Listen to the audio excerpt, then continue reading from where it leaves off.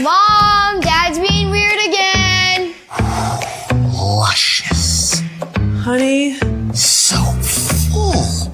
it's just grass. Oh, it's so much more than just grass. It's a healthier, greener, and more luscious lawn. Yours can be too. Look at you. With 𝗙𝗃𝗏𝗏Brothers Lawn Care. Remember, no shoes on the lawn. Because you're so beautiful. Call or click today. Shane Gillis, live on stage. I'm a bit of a history buff, which, by the way, that is early onset Republican. His biggest tour ever is coming to Des Moines. You're a white dude in your 20s and 30s, and you're like, I can't stop reading about World War II. It's coming, bro. See Shane Gillis with his unmistakable comedic style. Live in Wells Fargo Arena Saturday, May 31st. Get tickets now at iowaeventcenter.com. For more, visit ShaneMGillis.com. Scott Dochterman, 𝗙𝗃𝗏𝗶𝗹. Together on one pod, talking Hawks and all things Big Ten. Powered by GameDay Men's Health, with locations in Ankeny, West Des Moines, and North Liberty. From the Channel Seed Studios, this is Legends and Listeners. Exclusively on Iowa Everywhere. Hey, Hawkeye fans, Big Ten fans, and Iowans everywhere. A special Wednesday morning edition of Legends and Listeners. It is episode 91 from the Channel Seed Studios here on Iowa Everywhere. I am 𝗙𝗃𝗏𝗏𝗏 of the Des Moines Register, along with Scott Dochterman of The Athletic. Scott, it's been a pretty busy week. We've got, we're going to dive deep into football here for sure. You had 𝗀𝗃𝗏𝗏𝗏 on your On Iowa show on Monday night. We had the spring game on Saturday, which we were both at. Of course, you were monitoring, we both were, but especially you were monitoring the NFL draft. We'll get to that as well. But it feels like a football episode, doesn't it? Yeah, it certainly does. We finally reached this point. I mean, it's like all winter long we were talking first about women's basketball primarily. Then we were talking about all the bad stuff going on with men's basketball, with attendance. And then we had the changeover, and now we're back into football mode, which I knew we would be eventually. And we had a nice day on Saturday, and it looked like a pretty interesting scrimmage or workouts because there weren't a lot of players out there. So, but a lot of fun things to discuss. Well, part of this episode, Scott, is going to have to be you reeling me in a little bit because I come away from spring pretty bullish about this Iowa football team, and I don't say that lightly. I mean, we've seen enough spring games in the past where you're just sort of like, well, maybe they'll be okay by August. But you're gonna have to rein me in just a little bit. But we teased it probably the 2-3 weeks ahead of this show that we thought the offense could be better, and it really does feel like this thing is trending toward being a good offense, maybe better than good. I mean, I'm seeing a lot that I like here, Scott. There are a lot of positives here, Chad, with the offense, and we'll stick with that right now. And that is, we saw some significant trends upward last year in one part of the offense, and it's been a part that it's been a really strange struggle for them for a long time, and that's the running game. And I think when they're averaging 197 yards a game, second in the Big Ten, and it's the most they've averaged in a game since 2002. I mean, that's incredible when you consider how bad the passing game was, that they could do that in the running game. And part of that is having an All-American running back who's special and as good as anybody's ever played for 𝗀𝗃𝗏𝗏𝗏 in that position.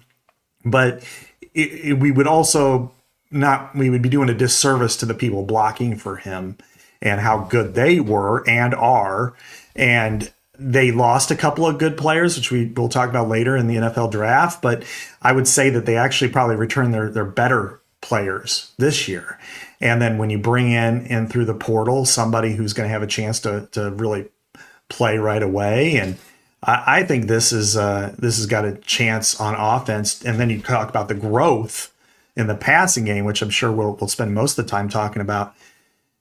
this has a chance to really take off. I mean, they averaged almost 28 points a game last year, Chad. I mean, up from 15.4. I mean, they would have blown out the 325 drive a couple years ago.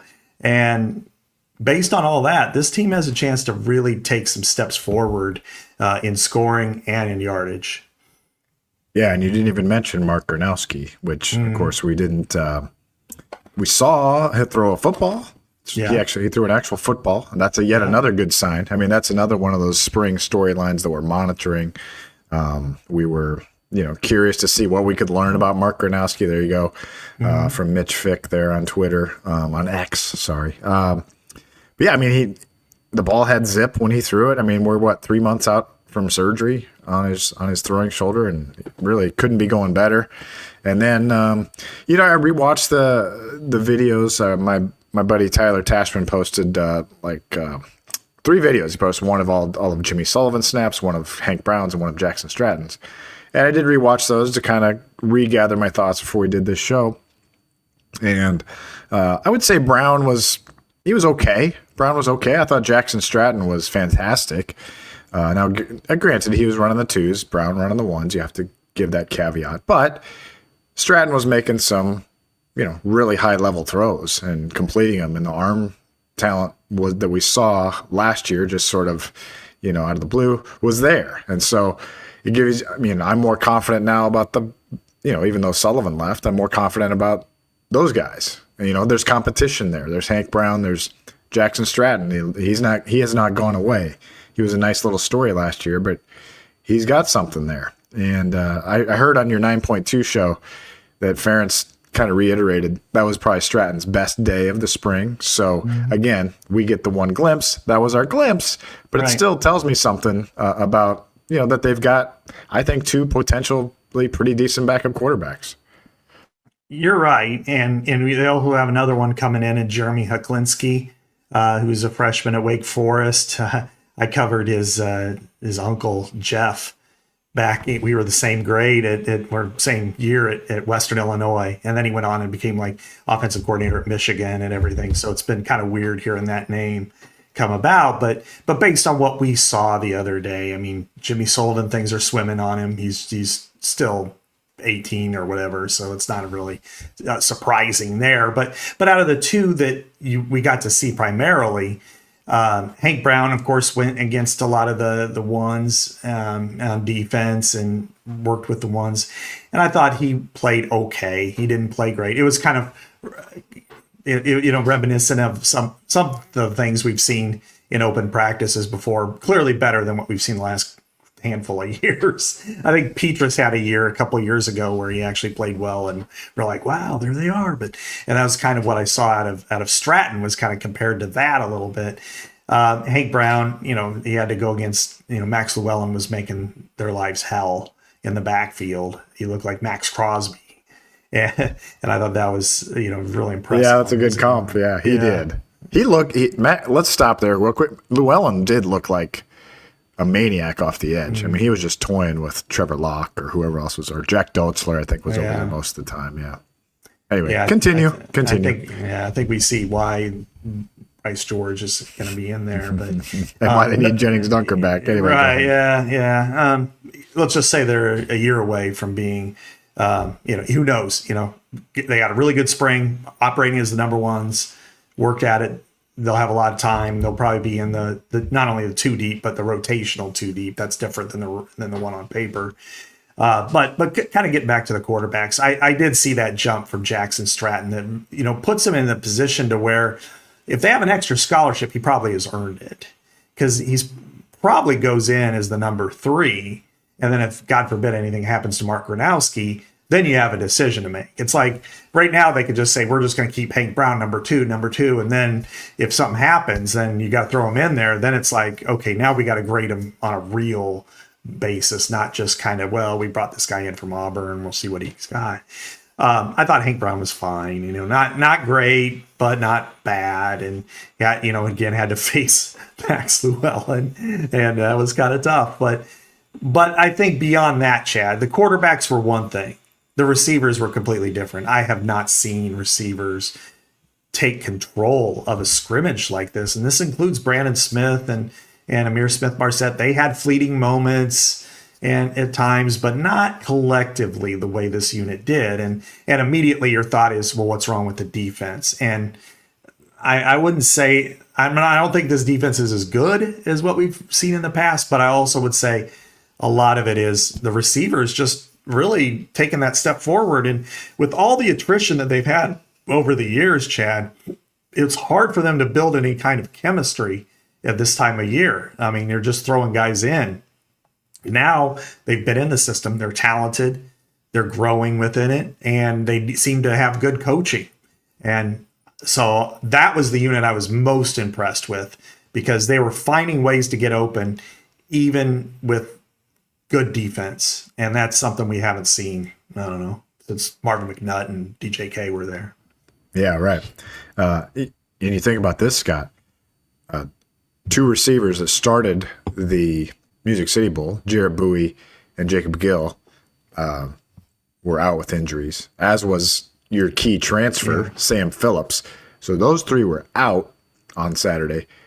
The other five main guys, like, all stood out to me. And I would, after rewatching on my podcast with Tyler, I said number one, Caden Weechin and Reese Vanderzee. I'll put Vanderzee at the top. I thought he was outstanding. I mean, he just looked, he's definitely the best X they've had since Brandon Smith. Mm-hmm. And we'll see what happens. But, already I feel comfortable saying that. He did. I thought, let's talk about Vanderzee for a sec, because I just thought when we interviewed him a couple weeks ago, I thought, boy, this guy just looks a little bit more physically put together right now. And the way he's talking about how much speed he's gained and how much comfort he's gained in the offense. And I remembered the glimpses we saw last year. It's like, this guy's 6'4", can run. He's 207, great hands. This sounds pretty good. Yeah, you know what? You're right. You think about last year, he was injured, which is why he didn't play high school baseball, which he's an outstanding baseball player as well.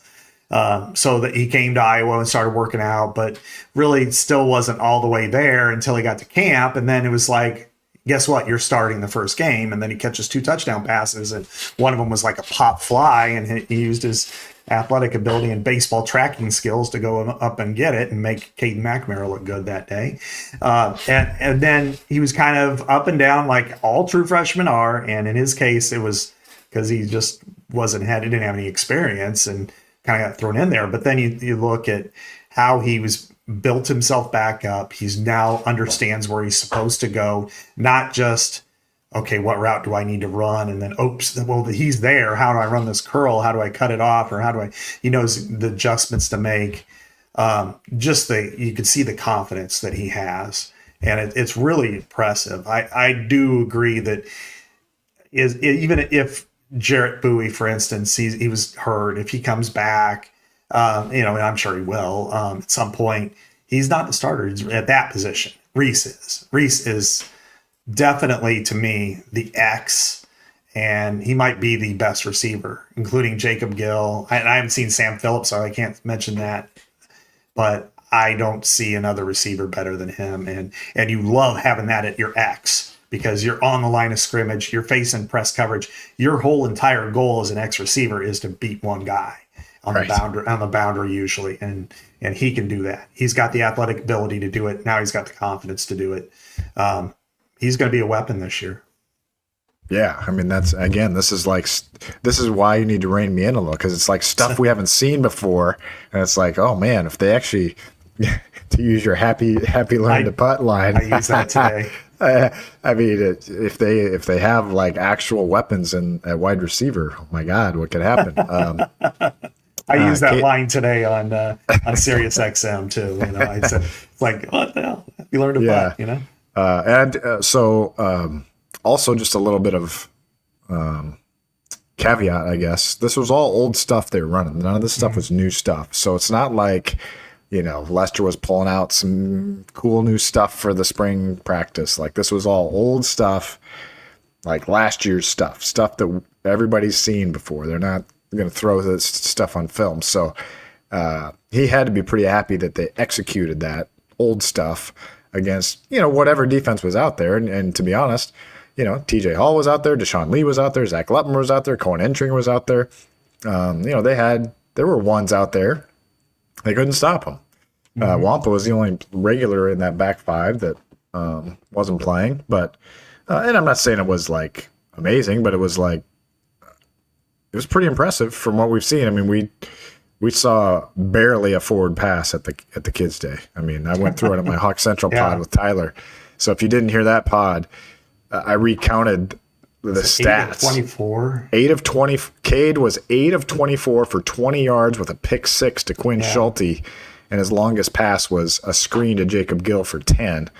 And like the other ones were like 4, 2, 0, -4. I mean, like no progress, nothing. Just awful. And these were like 32, 21, 36. I mean, we're talking about nice connections on the sideline to Caden Weechin, KJ Parker, Dayton Howard on the rewatch. I thought really flashed. Seth Anderson had the first catch of the day of 20 plus yards. Those 5 guys all stood out to me, and I would say I was impressed with how he got the ball to Weechin in different ways. There was a little flip reverse, like an end around that fooled everybody, scored a touchdown. There was a designed screen to Weechin. There was a deep shot to Weechin. I mean, that's what you want, right? And Caden talked about that with us. He was like, because he wasn't sure if he was going to come back. Like he was really. It took a while, and one of the things that got him back was they were going to use him more as a receiver, and so far they made good on that. And and in his case, they kind of have to, and in some ways, like Charlie Jones, why he left. That he needed to do more because he wants to be an NFL draft pick, and I don't know if Caden's going to be there. He might be if he has similar numbers in the kick return game. He certainly will be, but you also want to make the team as a pass receiver, and you want to be used if necessary. And I think in this case he's solidified himself as a legitimate rotational receiver, and they've got, counting the guys who didn't participate, they've got 8 guys that I think are decent rotational guys. And as we saw with Jacob Gill last year, he made a lot of tough catches. He was, a nuts and bolts kind of guy. And Reese Vanderzee now is taking that step forward. The other ones all have. You've got a healthy Seth Anderson. I think he's a much improved player. This is the most improved unit on the team. And part of it, our excitement or, that we got to kind of rein ourselves in on is, we've looked at the last few years in particular, really since the 2021 season, from there on, it's been a dearth of talent. I mean, it's just, you look at, 22, remember that they had one scholarship receiver available in like their first 3 weeks. It was Arlen Bruce, and he's out there trying to play X. I mean, come on, They had Bruce and Brody Brecht were their only receivers against Iowa State. Yeah, and he played like 1 or 2 snaps. I mean, because he was still hurt, and then you had, in 2023, you had Deacon Hill. So it didn't matter if you had Jerry Rice out there, you weren't going to complete many passes. And then last year, same thing with McNamara. I mean, I don't know. Anyway, I'm not going to get into that, but it's just when you see quarterbacks making throws and receivers finding ways to get open, that's exciting. Because it's different, you're not looking at a team that's gonna have to, punt from the plus 41 and hope you get it in the 10 and then play punt ball for all game. You can actually score and threaten anytime you want, and that's something completely new. And and one of the other things that I think is really interesting here is we're not talking tight ends, and I actually think that this is a pretty good collection of tight ends. I think they've got 2 that are very good, NFL caliber, frankly, and Addison Ostrenga and Zach Ortworth. I think Ortworth could be better than we really know. And then Hayden Large is kind of your H. You can move him, you can block, use him as a fullback if needed. So you've got 3 guys that's going to play a lot there. That's a lot of weapons in the passing game. And then when we get to Mark Gronowski, as you said, we stood there, we watched him. I took video of him too, warming up, and he was throwing 20 yards, but it had zip. It was not soft toss. It wasn't just lob. So there is some, that means it's healing. That means he's just about there. You do not throw like that if you're afraid that it's going to re-rip or anything like that. So he's in really good shape. And one of the things I talked about with Kirk last night or Monday night on Iowa Live is, I mean, there are two elements to me that quarterbacks separate themselves besides physical gifts. And one is their intangibles, and the other is the ability to perform in the clutch. And I think Mark Gronowski has shown time after time after time that he's able to do that, as well as he can make all the athletic throws. So when you bring him in and he works with them on 7-on-7 in June, I love the way this passing game is going to come together. So I'm not reining you in here, Chad. There are some areas we can, I can curtail you, but we'll get there. Hey, let's live it up because we haven't seen it like this for a while. Yeah, and don't forget Terrence Smith, who's also a top recruit coming in. Who knows what they'll do with him? But that was a pretty good recruit out of Aurora, Illinois. 6'4" kid, athleticism out of Chicago area. So you could even add him to the potential mix when they get to camp this summer. So Scott, we feel, you're feeling good about the tight ends. We're feeling good about the wide receivers. Still got to see Gronowski for sure, but you're feeling pretty darn good about the quarterback position right now. Feeling much better than you probably deserve to be feeling like the last couple of years.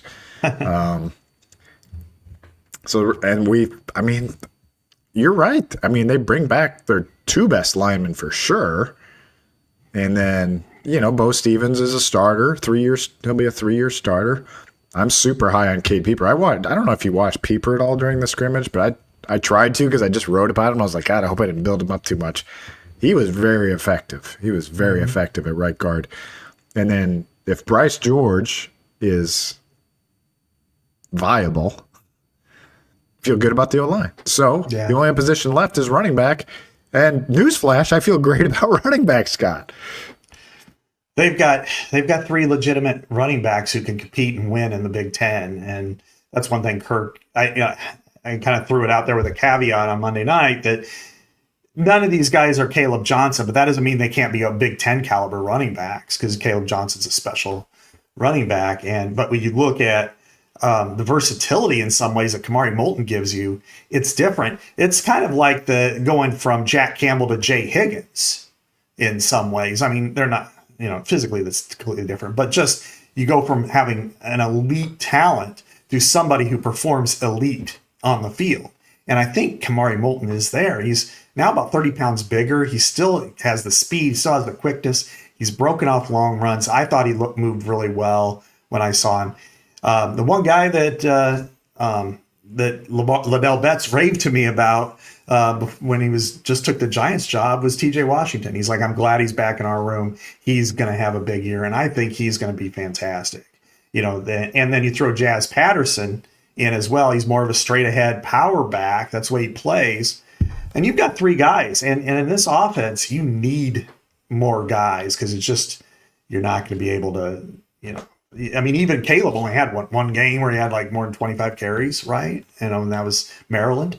So I think this is really good. And then you look down the line, your guy from Adele didn't perform or didn't play, but Xavier Williams, big physical guy, and Nathan McNeil, I thought was good.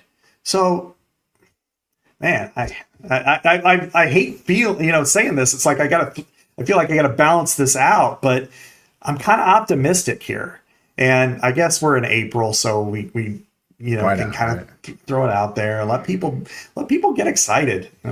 It's your team, right? We see it. There are other areas, and there are areas we'll get to. I think that we can be a little bit more concerned about and worried about. But talking about the offense, this is an area where they may not be Oregon, but they're going to score some points, and they're going to do some damage. Yeah, it's exciting to, honestly, from what we've had to cover and watch for many of the past years. Last year was a unique experience, I guess, just because of the Caleb Johnson phenomenon, but still couldn't pass the ball. That looked familiar. So just to feel like there might be something, another little threshold to cross here is exciting. It should be exciting for Iowa fans, anyone who was out there and saw it. You could see the talent at the receiver position. And I agree on running backs. Like I thought Moulton he just looked like he didn't play a ton, but when he did have the ball, it just looked different out there. I think he's your number one, and I believe Washington was getting the 1 reps and Patterson was 2. So I think your man Liddell might have been onto something there. And plus Washington, is a bona fide receiving threat as well. Yeah. So that gives Tim Lester even more options there. Well, if you're feeling good about the offense, you're going to feel really good about Game Day Men's Health because, that gives you a jolt right there, right, Scott? Yeah, just like this offense is getting a jolt from its receivers with their testosterone replacement therapy. Hey, I want to compliment you. I was watching you with Kirk Ferentz up there. You look much more. You look svelte up there, Scott. Thank you. Yeah, you're. I can definitely see a difference, and I know you give a shout out to Game Day Men's Health on that, and same thing. Like all my old large short. I'm not even trying to lose weight, but my large shorts are I got to go to mediums now, and so it's just kind of a natural thing that happens when you have more energy. You're feeling good. You exercise more. You're more fit. You're tighter around the waist and the abs, and Game Day Men's Health. That gets all the credit. So get connected with Game Day for a private, no obligation, free consultation at GameDayMen'sHealth.com or visit their locations in Ankeny, West Des Moines, or North Liberty. It's Wednesday, Scott, so it's a tee shot day for me. Wednesdays are my day. How about you?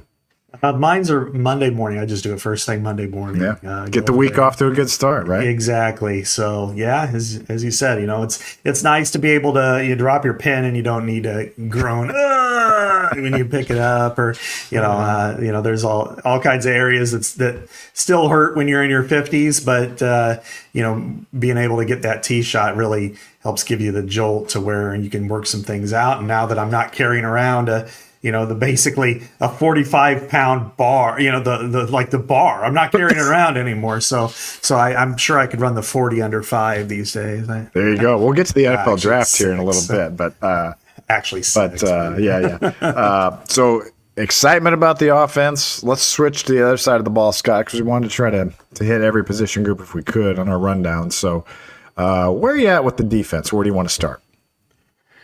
You know what? We built up the offense in the passing game so much. Let's flip it over to the defensive backfield. This is an area where they are targeting. They got a commitment on Tuesday night. Ty Hudgens from Purdue. I'm blowing his name, but anyway, safety. He was a freshman last year, so I don't know if he played more of 4 games or not, but if he'll be a sophomore or redshirt freshman. But talented guy, almost went to Northwestern. He's ended up in Iowa, and then they picked up the other guy from what's his name? 𝗀cie𝗶𝗹𝗶. Is that how you pronounce it? Barros, right? Yeah, Barros. 𝗀cie𝗶𝗶𝗶. Yeah, so the kid from Purdue, Hudkins, Hudkins, he did play a full season. He was mostly a special teamer as a true freshman. So, he could redshirt this year or play 4 games, whatever. Yeah. I could definitely see them doing that with him. He's a safety. Purdue, he's from Grand Rapids. So, I haven't found this out for sure, but I'm guessing he was a Phil Parker guy. Initially, if he's from the state of Michigan, right? Exactly, and he needs to be. Had to be. Yeah, and when you look at Chad, what they've got at safety, you need that guy because I feel pretty good about Iowa where they at with their top 3. Counting Cash now. I think Lutmer and Entringer can be special. I think Xavier, you're just waiting for that physical ability to take over. It's going to happen some point. You just hope it's this year for Iowa. And if you can get those 3 playing at a high level, I think you feel really good about the future there. However, as you know, there's not. Sometimes guys get dinged up. Sometimes guys get hurt, unfortunately. And who's their next safety in? I don't know. So Cale Kolarek. Yeah, that's true. Walk on from Indianola. Ferret said he had the biggest jump of anybody this spring. So yeah, he did bring that up, but he's a senior now. So, yeah, it's a walk on safety though. You got to have at least one of those, right? I know. I'm sure he'll start at least one game. It's Iowa. Yeah, but it's a law. Yeah, yeah, exactly. But I think that's really important to what they need to do and what they're trying to do. Cornerback. I watched TJ Hall pretty as closely as I could, both on there, even though I was juggling a lot of draft stuff, and then also later on in rewatch and video. And I came away impressed with him. I thought he's a good hitter. He's a good speedy guy. He was covering the areas he needed to cover. A lot of their passes were just kind of taking advantage of Iowa's zone, which you know what they're going to do kind of in the zone. And so you just kind of live with it. If you're the defense, in the past, they just weren't able to complete any of those passes. Now they found the openings, which is a good thing for Iowa's offense. But, I'm anxious to see a little more at the opposite corner. And that's where Barros baby comes in. Can Lee take another step forward? Can anybody else, Jalen Watson or, one of the younger guys, CJ Bell or Alante Dean, Shad Godfrey, can one of them work their way in? And we'll know more in camp on this. And this is also a competition, Chad, that's probably not going to just end the last week of August. It's going to end when it ends, and it could be the 5th week of the season, So, anyway, I like TJ Hall. Everything Phil said last week, I think, came true to me. I sought that out. I do think they've got some question marks on the other side, though. Yeah, that was one of the top storylines, I guess, on the defensive. The positive storylines was that both Ferentz and kind of some of the behind-the-scenes talk I had done. I think Phil Parker actually said it too, that TJ Hall really took that jump into being a potential number one. So I think at this moment, he does have that nice length too that you want at corner. I mean, 6'1". Yeah. He's a true senior. He's played all 3 years. Yeah. Kind of an odd get out of Fresno, California, but he's stuck it out here. I mean, I thought there was a point last season when he might hit the portal mid-season, because remember he got benched. I think it was Ohio State, right? I can't remember which game it was, but Deshaun Lee took over at some point. And then, but Hall stuck it out. And so, but again, do you even have like a real, I don't know, like you got to just keep competing there. Shaheed Barros, his 23 career starts at FCS South Dakota. What is that? How does that translate? We don't know yet, but they're clearly searching there. And I heard, Ferentz on your show say, we're still looking for more bodies back there. So that's definitely. That's definitely a segment, I guess, where this, there's concern, but it's Phil Parker. So it's hard for me to get too worked up about that right now. Another area, Scott, that it caught my radar, I think, on your show with him was, he's like, I don't know who's going to start at linebacker. I mean, that made me feel like not as good maybe about Jaden Harrell and Carson Shire, or did you not sense that? I think he's kind of a combination of just he's always kind of like that, where he'll bring up somebody. He's like, well, shame on them if they can't win it. Like he'd be that way about Logan Jones or something like that. Well, there are no spots that are given, but shame on Logan Jones if he loses a spot, or Jennings Dunker. And I think, you are talking about a position group that nobody's ever started a game. And I'm sure that he's looking at this saying, if we start tomorrow, it's going to be those three. They're all seniors. They've all been in the program: Jaden Harrell, Jackson Rexroth, and Carson Shire. However, Jaden Montgomery is performed fairly well. Landon Van Kekerix looks the part. Man, he's a big dude. I mean, I think he could play there. You have all this young talent that is just ready to roll. It's just they got to get all this. They got to gain some experience. Preston Reese set the inside linebacker squat record, and he was a quarterback in high school. Derek Weisskopf high jumped 6'8", and Cam Buffington, went to Winfield Mount Union High School, and it was highly sought after. And like towards the end, Notre Dame was calling him. They've got elite talent. And then the two guys coming in that practice, Carson Cooney and Burke Goucher, they're 4 stars too. So they've got a lot of talent. It's just going to be a matter of, are they risk averse? Are they truly better?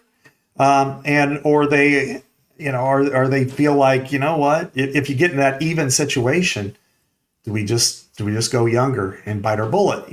Now I'll say this: they have one of the best position coaches in the country in Seth Wallace. He's was taking a middle linebacker. It was a 2-star, was going to go to Luther College, and is now going to year 8 or 9 in the NFL. And 𝗀𝗙cie 𝗰𝗶𝗹, Jack Campbell, who was a 3-star because people can't grade right, but he's legit, first-round draft pick. And then Jay Higgins, a guy that had one MAC offer and turned him into a tackling machine where he's a back-to-back first-team All-American. So they've got the right guy coaching him. He's going to coach him up. He's going to be worried, and then he's going to be mad, and then he's going to be happy, and it's just going to all mix together. But at some point, they're going to spit something out. I think, though, they'll probably feel safest with Harrell because he's been there the longest, and then Shire if he stays healthy. And I think that's probably the duo that they'll go with there, and probably Rexroth, at least initially, and on the outside, and we'll see what happens after that. But and I'm sure they're also challenging those young players. Man, get up there, because you can't keep that athletic ability off the field. I mean, if they're that good athletically, you're going to have to. You want to see them. Yeah, and I mean, not to look too far ahead here, but that Week 1 Albany game is a great time to get a bunch of linebacker reps. I mean, see what you got there. That was one thing. I had heard is one of the more positive spring development, Scott, kind of behind the scenes, was linebacker depth. They really like what they got there, and you just echoed that right there with all those. I mean, you're right. They loved that class, those 3 guys, that freshman class that's now redshirt freshman class, Reese, Weiskopf, and Buffington, and then the 2 guys right behind him. I mean, those 5 guys right there. I mean, it's no wonder Ben Keeter's probably going to be heavyweight. Yeah. It's going to be hard. He was there. He was there. On the field. But it's going to be hard. I mean, it's just going to be hard to catch up if you're Ben Keeter. It's just with those guys coming in full-time football. You got Preston Reese and Cam Buffington and Derek Weiskopf, basically 1 year behind him. I mean, it's going to be tough. But anyway. if he goes, he's got to go to edge. I mean, he's got to go defensive end. Right. But even then, we know. I'm not saying he can't do it, because he is an elite athlete. He is elite, yes. And he knows body control better than everybody else out there. But the one thing about defensive line is they're very fundamentally based. It's a little different than it is at most places, because Iowa does it's regimented, and I think he could do that. But that's down the road. That's 2026, 27 question, not a 2025. Right. We just saw him on the field. He's already said he's not playing football this year. So speaking of defensive line, last position group here other than specialists. What do you think there? I mean, we talked about Llewellyn. He's the star of the defensive line, right? Hrkitt didn't participate. Aaron Graves, I don't think, played any 11 on 11 snaps. I think it was a load management type thing. Get your guys in there. We did see Jonah Pace, Bryce Hawthorne, those guys play. Dylan Kennedy got some time at D-tackle. Chima Chineke was pretty good off the edge, actually. Yeah. One of those young guys to watch, I suppose. But your starters were Llewellyn and Kenneth Merriweather on the edge. So anyway, all that said, Scott, where are you at with the D-line? I don't know. I think I see some positives. Obviously going in, Max Llewellyn is going to be in a mismatch in most of his matchups. And the only thing I think is I'm like just conditionally to think you need to be a right end, and blindside your quarterback, but they have him on the left side. Fine, whatever works, you do it. And we know Aaron Graves he's kind of like, not so much like X, but you're just kind of waiting. Okay, when's he going to have this 10 sack, 15 TFL year where he just is the complete dominant guy? And I could see that being this year for him too. And, him and Llewellyn kind of being that 1-2 punch. Hrkitt didn't practice either, and he's the starter, and he's salt of the earth guy, Parker Hesse and all that kind of stuff. And, and then I'm anxious to see the newcomers. I thought they were okay. I didn't see anything that made me jump up and down and think that they're going to, go to the, first round next year or a couple of years from Bryce Hawthorne's case. But I think they can be good rotational guys. And, the younger guys are kind of like the linebackers in some ways. They flash, Chineke did. I thought Kennedy did a little bit. Joseph Anderson, you could really see the athletic burst off the edge when he's out there. I thought Kenny Merriweather was pretty good, but it was also, they're going against mostly backups because the best ones are held out, or in Jennings Dunker's case, out. And I think, so I'm kind of reserving judgment, and we won't really know in the first game. We will know something in the second game next year, and then we won't know anything again in the third game. But that may be good for Iowa. Yeah. Because you can kind of work on some things early on. And then, and I'm not going to, and I always kind of put a caveat there, is they also have 𝗀cie 𝗶𝗶𝗶𝗍 coming in. Yes. And when you got somebody that talented, you cannot just say, he's just a freshman. I mean, his brother was pretty good as a freshman. Mm-hmm. So I think he'll be pretty good too. That's a really good point. That could be your answer right there. Of course, Brian Allen also was out with the off-season surgery. So, and we do like him. We like Brian. So special team. I mean, Drew Stevens didn't have the greatest day, but I'm not at all worried about that. So special teams we feel great about, I would say, right? We can move on. Two last things here on football. Jennings Dunker had an operation, apparently. I think it was his knee. But it didn't sound bad. Kirk saying, how do you feel about that? You feel good about that, Scott?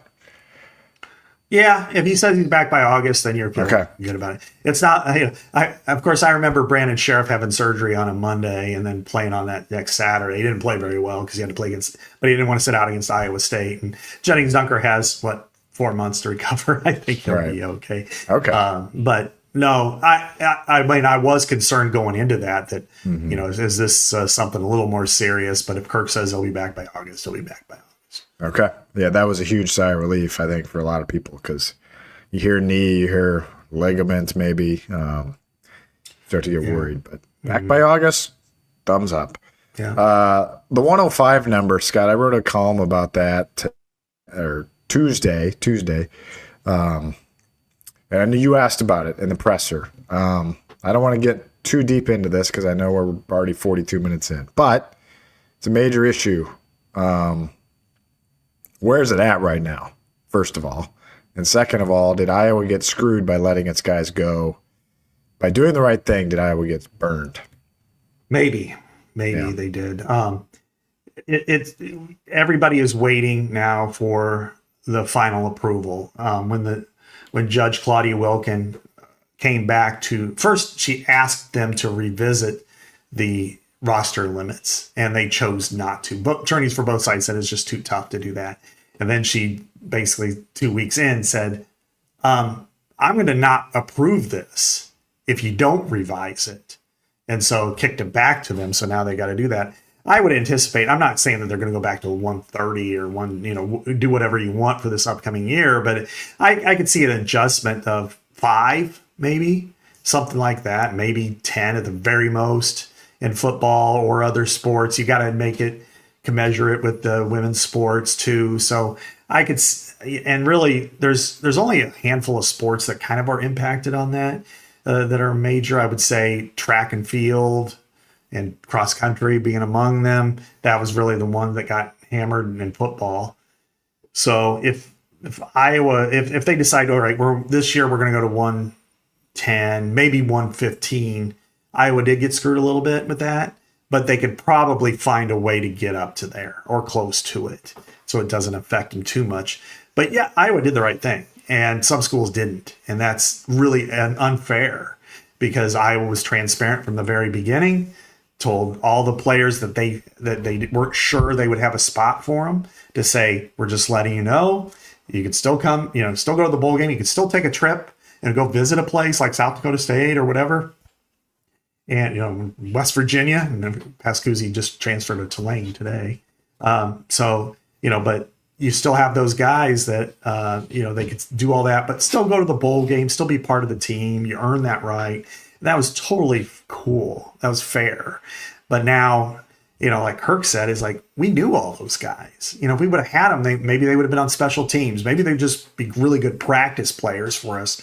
But now we would have to train, if you bring in 5 new guys off the street, then you got to train them how to play like Iowa, and you only have them for 1 year because you may cut them next year. So it really is unfair and unfortunate. And I know Kirk was fairly definitive. Matt Campbell was ultra definitive. Called it criminal, and really the limits hurt developmental programs the most in the Midwest, and Iowa and Iowa State, Wisconsin, Minnesota, Illinois, Nebraska, teams that thrive on having 130 guys, because you go get a Kyler Schott who you never recruited on 105 because he's 5'11" or whatever, and then all of a sudden you plug him in and the guy makes your team and plays for 3 years. Those players will never happen for you, but that's really a sad commentary. What are your thoughts? I know you wrote a column about it.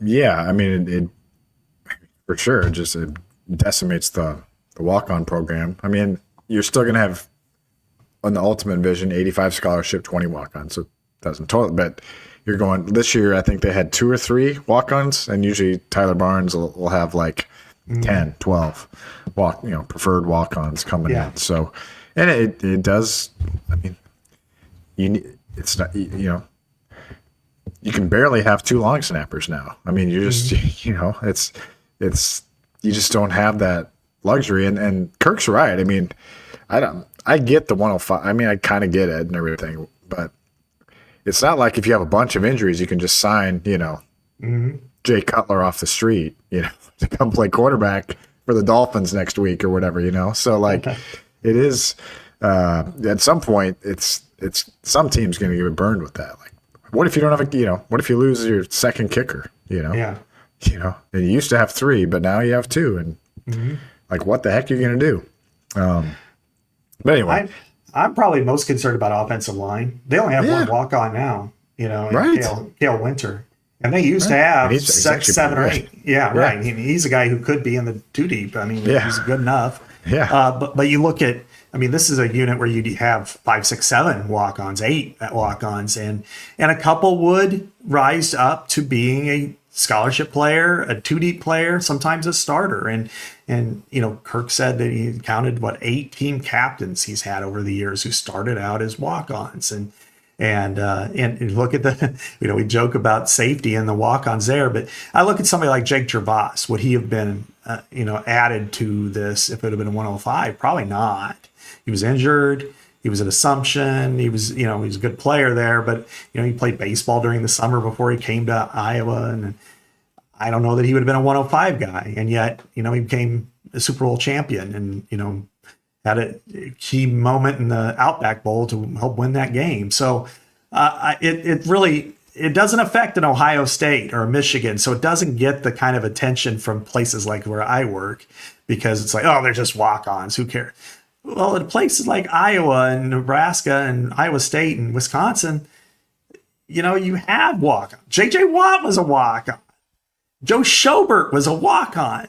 And they're going to the NFL. I mean, going to the Hall of Fame in J.J. Watt's case. So I think it's a bigger deal than really is thrown out there.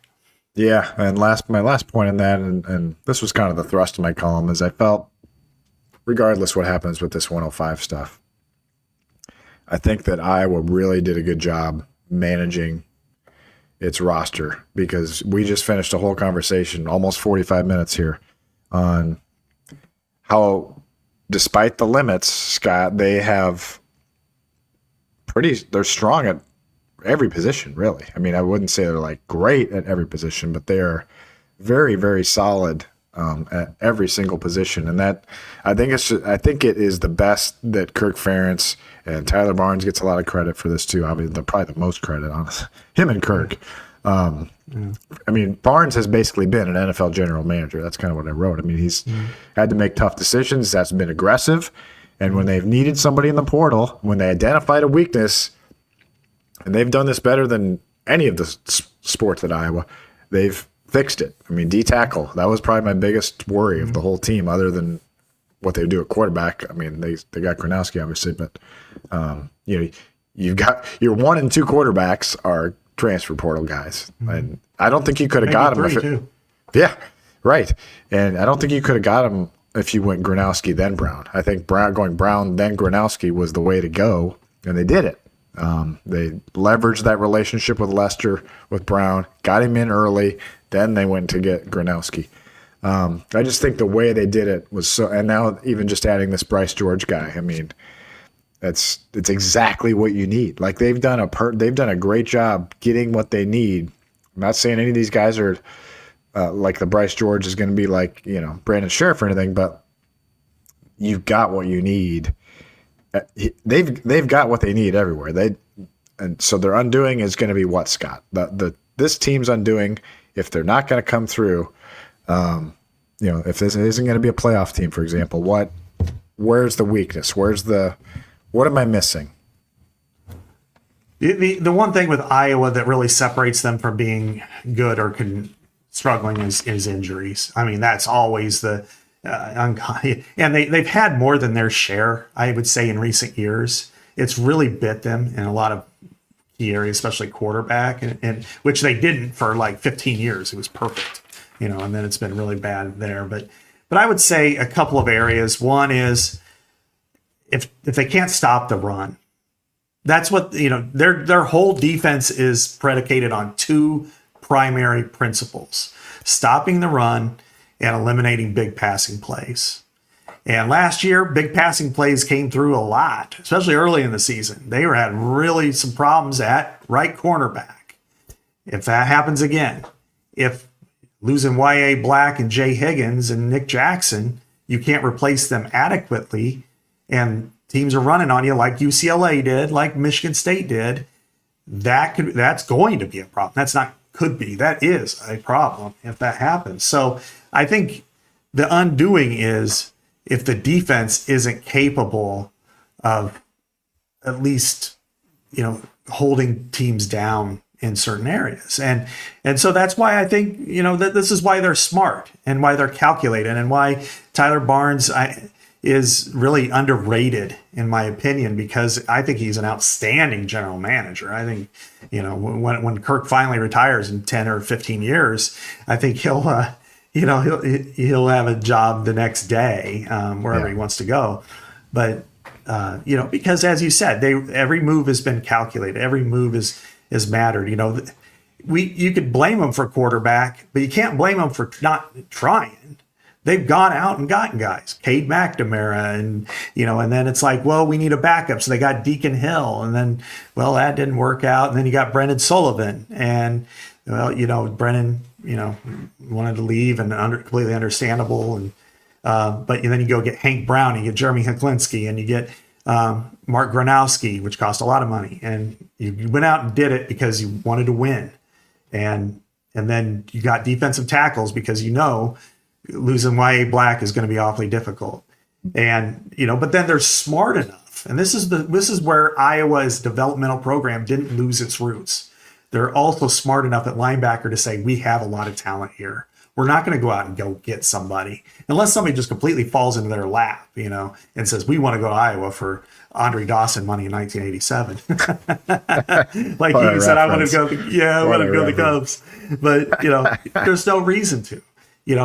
Build your developmental program, reward your guys, have faith in your guys, have faith in your own development. And they have. And then you look at the secondary, those are issues that they believe that even if they conquer them this year, that they're a little concerned about the future. So, with Hudkins, being a future pick and Barros being an immediate one. So right. Yeah, exactly. I think they've done the right things. They've set themselves up to have this kind of season. Now it's about health, development of the key areas, and then, the schedule is challenging, but the layout of the schedule is advantageous, if you will.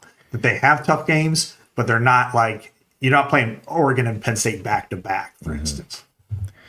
Well, we'll definitely get into, more game by game stuff as the summer goes on, but fun stuff, fun conversation. And it did, by the way, while you were talking, I got a confirmation text. Yes, Ty Hudkins was a Phil guy initially. So, they've had their eyes on him for a while. So usually those Phil guys kind of work out, it feels like. Yeah. Right. I touted myself last week as kind of being pretty good at NASCAR betting. Well, it wasn't a great week, but the problem was it was Talladega, and Talladega, you never know what's going to happen. So Circa Sports Iowa, That's the place to go for your gambling needs. Designed by players for players, inspired by years of these guys spending time on both sides of the sportsbook counter. Circa Sports offers two-sided yes/no future betting. I've talked about that before. That's a really nice perk. They have aggressive, higher than most betting limits for everyone, even the high-rolling winners. You can include future bets in your parlays. Circa Sports has the best and sharpest odds anywhere. Visit circasports.com/Iowa and stay tuned to Iowa Everywhere for more on our other platforms for more on Circa Sports. So thank you to Circa for jumping along for April with legends and listeners. We appreciate you guys. NFL draft, Scott. That's your bailiwick. We didn't allow enough time to talk about the Bears picks, unfortunately. So you guys are just going to have to listen to me say I wasn't real thrilled with the draft. Scott might feel differently, but I wish they had done some different things. But we'll see. What do I know? I'm not Mel Kiper Jr. here. So, Scott, you sent me. I'm going to read it, so I'm going to get credit for saying it. But you sent me some pretty good info here. The Big Ten and SEC, Scott, combined for 150 draft picks. And in a letdown year for Iowa, in so a quote-unquote letdown year, Iowa had 5 guys drafted, 3 in the 7th round. Iowa still had more draft picks than any team in the Big 12 and would have tied for second in the ACC. So how do you size up this NFL draft for the Hawkeyes? The Hawkeyes, I think it's still a little bit of a letdown because if nothing else, you knew that you knew Caleb was going to be picked, second or third round he was. But I think what's a little bit disappointing to me was Jay Higgins. That kind of just grinds you. Like, how did you not get picked? Of all the players, why didn't not the first team All-American get picked? But when you look closely and you can see what teams are wanting in those final moments, I think overall I was very happy for Mason Richmond because he was somebody that was really not projected to be a draft pick, and I was glad he did by Seattle. But with him and Connor Colby both going in the 7th round, I've always said this about 7th rounders, that it's either teams are swinging for the fences and they're not afraid to strike out on a player and say, we'll take a chance on a guy who's injured, guy who's, had off the field issues, great athlete, never performed well. We'll see what we got. Or you take the safe pick. And the 49ers, which struggled at offensive line of all things, and I don't think spent another pick on an offensive lineman, said, okay, and so for Connor Colby, what a great spot to be in. And then Seattle, same type of deal. I mean, Mason will kick inside to guard, and he'll be okay there. And I kind of talked to Kirk about that off air, and he seemed pretty high on him there. And good. Yeah, and Luke and then Lachey, Luke, I'm happy for Luke. I mean, I'm glad he got picked. Yeah, such a, I always said him and Megan Gustafson were like the nicest people we've ever covered there at Iowa, and I wish nothing but the best for him. And YA was in a great situation in Pittsburgh. And of course we can talk about Caleb too, but YA and Derek Harmon. How would you say Caleb and YA fit in Pittsburgh? Because you have a better sense of that. Beautifully. Okay. Pittsburgh's a 3-4. They've been a 3-4 for 3+ decades now, and they struggled in the playoff game. They just got completely ran over by their big rival, the Ravens. I mean, just ran on the whole time, and Derrick they needed Henry. to beat Derrick Henry and Lamar Jackson coming at them. They just really they got ran for like 200+ yards. It just looked ugly, and it was like not Steeler football that we're accustomed to. So they beefed up front. Derek Harmon, D tackle from Oregon, who was Michigan State before that, and then YA, he's just going to do exactly the same thing he did at Iowa. Take 2 gaps, take 2 guys. If you make a tackle, great, but we're not counting on you to make a tackle. And it'll just allow our guys to get free to do that. He's perfectly set up for that. Caleb Johnson goes in as starter number 1. And Steelers want to get back to running the football. He's their guy. It's just going to be about who's going to hand the ball to him. It could be our arch enemy number 1. Wouldn't that be crazy? Wouldn't that be crazy if that happened? I'm like, Aaron Rodgers handing to Caleb Johnson. Yeah, well, yeah. And then Sebastian Castro goes to the Steelers as well. So So if you told me, because our last week's show, we were talking like they never had more than 6 guys picked in the modern era. Yeah. And you told me, if you would have told me Jay Higgins and Sebastian Castro didn't get picked, but they had 5 others, how did they not set the record this year? Yeah. Yeah, Castro goes to the Steelers, and they're all going to the AFC North, and Higgins goes to the Ravens. So Higgins goes to the Ravens, and I'm never counting out Jay at all. I mean, no way. Jay, whether it's with the Ravens or another team, whether he makes it or he doesn't, is up on the practice team. For one thing, he went to a great squad to do that because John Harbaugh loves walk-ons. Almost every single year he has one who's there basically to be a special teamer. Christian Welch, who is a guy that he's had for a long time. Now, Christian's a little bit better athlete than Jay is, but Jay's unique, in my opinion, in the way he attacks the football. And I still think he's got a chance to be a starter at some point in the NFL. He's just, Anthony Walker was the same way. The franchise, I think they called him at Northwestern. He had real similar numbers and real impactful player, and he's made a decent career in the NFL. I think Jay's going to do the same thing. And Jamari Harris, for whatever his decision, whatever you think about it, he did sign a free agent contract with the Tennessee Tuxedos, and so he is going to play in the Music City after. Yeah, right. He knew what he was doing all along. Right, and then the best one of all, Luke Elkin, going with the Bears. Yes, reunites with Tory Taylor. And the funny thing is, I mean, Torrey's the holder too. So they have a relationship not only as a punt combination, but holding combination, which tells me that the Bears are like, yeah, this is our guy. So yeah, I think that's outstanding. I mean, seriously, you spent a 4th round draft pick on your punter last year. Get him your long snapper for life. I mean, Luke Elkin is outstanding. I mean, I would not have been surprised if he had got drafted. So I bet the Bears were thrilled that he did not get drafted. Well, yeah, what happened, I guess, was when it came close to the end, he was considered the number 2 long snapper. Okay. The Vanderbilt guy was number 1. And once he went, then all these teams started calling him at the same time. But he had an end because Torrey was in Iowa City this weekend. And so, but he had his phone and his dad's phone, and they were trying to kind of, lather up which one to go to. There had multiple teams calling him, offering him, but the Torrey being there was kind of an extra. Oh, that's a good story. Yeah. Yeah. So you think he'll get the job? Yeah, I do. I do nice. think he will. That's and then there are a awesome. couple of guys that got tryouts. Nick Jackson. I was kind of hoping he'd get signed, but he has a tryout with the Ravens. And then, the thing is, there are multiple weekends of tryouts. Then Tyler Ellsbury has a tryout in Seattle. Spencer Petras has a tryout with the Kansas City Chiefs. We'll count him. Yeah. He's one that you kind of have to throw a little asterisk by. He won't be listed as Iowa and any media guide in the NFL, but he counts as much as anybody. We'll claim him as one of our own, as John Bonacamp would say. One of our own. One of our own.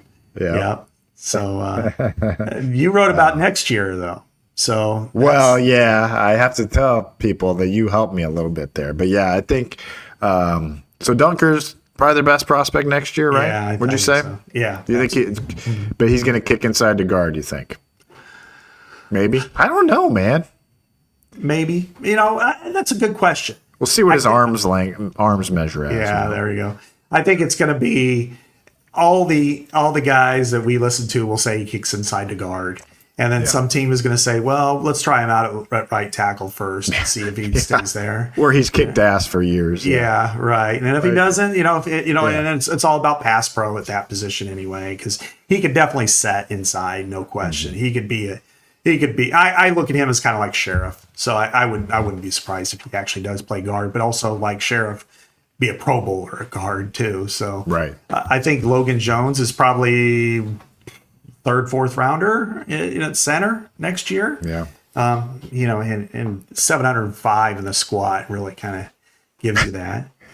I look for I think Addison Ostrenga has a chance to really be an impactful tight end. this year. He might not get a lot of catches. He may be in the 30 range, but I think he's still a pretty good one. And then also on offense, we got to look at Bryce George now. It's hard to say where, him and Bo Stevens. Right. We don't know yet. We'll just have to let that one play out. Mark Gronowski, what might have been a draft pick this year. In fact, Cam Miller is a draft pick. He would have been a draft pick too. Maybe one spot behind him, and they would have really been feisty about it. But Max Llewellyn and Aaron Graves. So in my story, I listed 5. I did a section on who will be Iowa's highest drafted defender, and I listed 5 guys. All right, I listed Llewellyn 1. I kind of ranked them. Llewellyn 1, Graves 2. Just tell me what you think, because I don't know. On defense? It's not like I know. Yeah, we're talking about defense. Oh, okay. Yeah, of these 5 defenders, safety 𝗀𝗡𝗋𝗄. Cohen Entringer, he's going to be draft eligible if he has a big year. And I threw a little wild card in there, Carson Shire, but he probably wouldn't be the highest drafted, but he could get drafted if he has kind of the explosive type year I think that some people think he could have. So I think Entringer's an interesting one there because he could test really well and he could have a big year.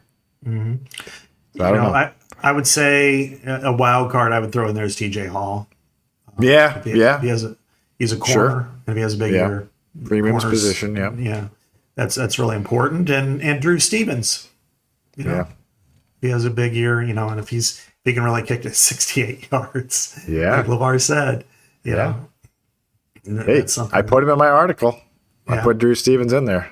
If you guys look at it, let me see if I got to scroll to the bottom here, but right, there are a few other guys he just kind of.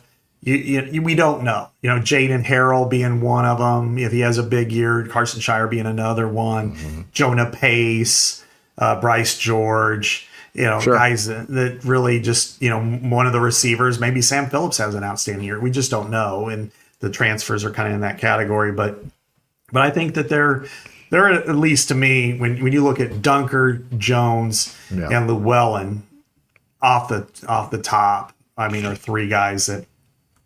In Graves, I guess 4 guys. I think those 4 for sure get drafted, and then it's just the rest of them are. We'll see how they perform this year and go from there. Yeah, and I mean, full disclosure, my last year's story led with 𝗀𝗚liche, that he's probably going to be a first-round tight end. So it goes to show these things are very fluid. Yeah, exactly. We all thought he was going to be. I mean, it's kind of a shame. Yeah. Lester's going a little bit away from tight ends, just a little. Yeah, right. Well, it's a kind of interesting week, Chad, in a couple other little areas. The softball coach was let go today. Will not return, Renee Gillespie, after kind of having she's been out for health all season, and then they had their interim coach got fired. And now their second interim coach has actually had a pretty good run of things, but they're going to have a national search for that position. That's probably one that I think Beth is targeting as having as a strong go. Briefly on baseball, leading the Big Ten, but man, you cannot lose these midweek games, and they're doing it every week. They lost to Western Illinois tonight. They lose, Wednesday morning. They lost to Illinois State. That's why you're not going to get in the playoff if you don't win the conference tournament. You can't lose these games, but they're losing them, and so that's insane. And then I trust you'll be there on Sunday. Caitlin Clark, baby. Yeah. She's not done at Carver. 3:00 Sunday. It's Indiana Fever versus the Brazilian Nationals. I don't think. Cardozo's not playing for the Brazilians, is she? Okay, I don't think so. Okay, no, I'm just kidding. But she was anyway. She was in that Clark documentary and back home in Brazil. Anyway, looking forward to it. I don't know, it'll be cool, I guess. It'll feel like the USC game again, sort of a reunion of sorts, but you get to see her on the court. I'm sure she'll have fun with it. There's no need for her to play 45 minutes or whatever, 40 minutes, right? I mean, I don't know. What do you expect Sunday? Caitlin Clark. I expect her to play every minute of the game. Not quite, but I think she's going to put on a show. I think that's Caitlin. She's going to go out there and she's going to throw her arms in the air. Let's go, and the fans are going to get there she is. And she's going to do all of that, and she's going to hit a logo 3, and the fans are going to go wild. And I think this is a time for Iowa City to represent. This game was sold out in 15 to 20 minutes.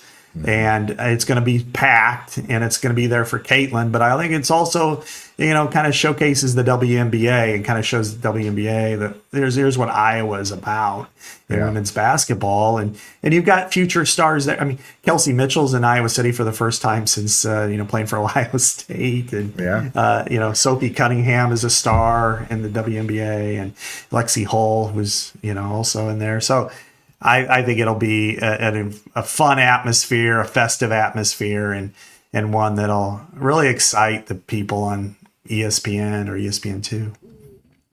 Yeah, absolutely. Should be fun. I think they should do it in Des Moines next year. Come to Caitlin's hometown.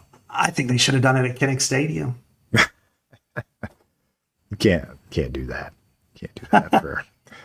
Risk the weather. Iowa weather. We always have it in Iowa's wind these days, so you can't count on anything in this state. It would look like that. But the other night we just had like this, the whole state was like red with warnings and stuff, and we didn't get anything here. We had wind. Yeah, we didn't either. Yeah. Yeah, I mean, we all have wind, but it's just wind. So you can't play basketball outside. It's a miracle they got the crossover in Kinnick in. I know, but what I'm saying, I think they'll play sometime at Lucas Oil.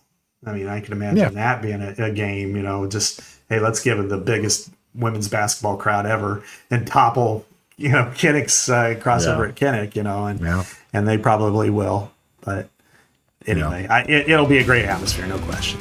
All right, well, maybe we'll talk some more hoops next week. We'll see. But next week we'll be back. Scott Dochterman, Chad Leistikow, legends and listeners every Thursday from the Channel City Studios, only on the Iowa Everywhere Network.